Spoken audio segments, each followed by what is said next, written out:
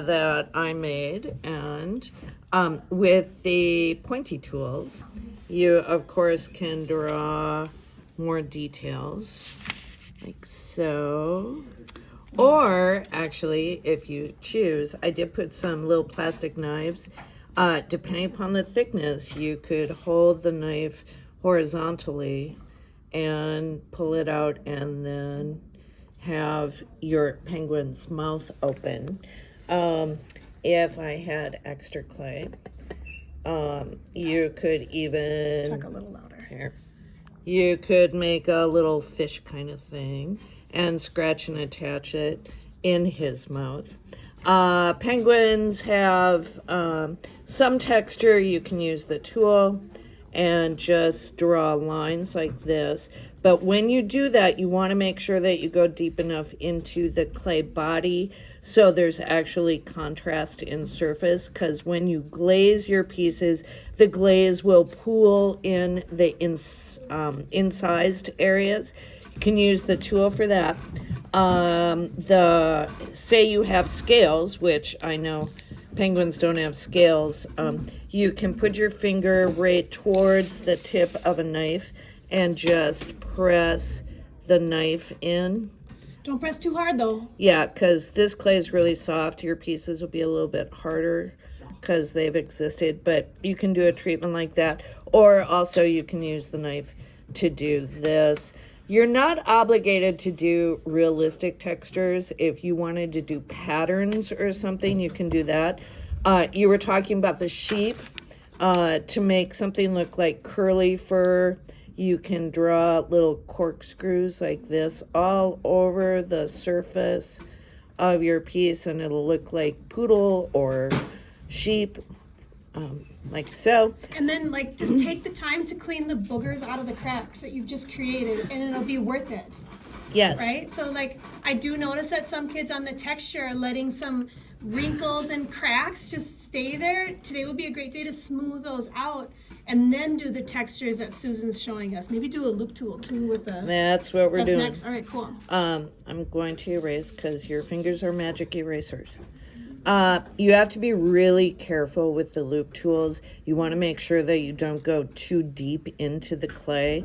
So it's just a little bit of a texture, but you want to make sure that you take the clay. I just smushed them. Take the clay off the loop tool. And I always use a corner. If you were to use the whole thing, you remove that much more clay. And with the clay that you remove, if you'd be so kind to kind of mush it up into a ball so it's not little pieces that dry out and get all over the room. With the more angular, you can also go in like so and do more texture like this. If you accidentally go too far into the clay body, we will cheat a little bit with that extra clay you already pulled off, and you have to make sure that you compress that piece of clay all the way in so little tiny air bubbles are not created and can capture the water during firing. So like a bandage, you just made a, yep. Like pretend like you poke all the way through and you don't want a hole in the side of your creature. Make a Band-Aid with some extra clay that's nice and soft and really smooth it in. Think about patterns that you have for the animals you created.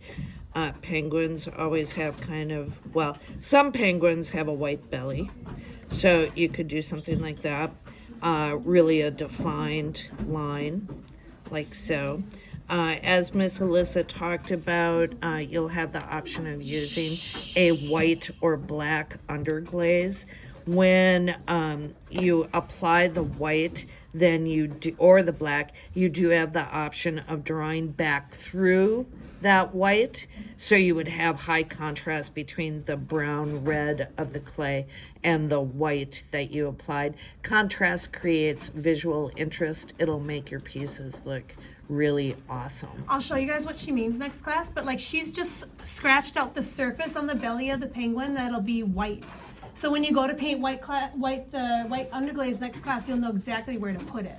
So start to kind of go through some of those details. You can look online before you get all dirty and see what details your animal needs if you want it to be realistic, but imagination for this project I think is better. And lastly, as I already mentioned, you're not obligated to do a realistic pattern.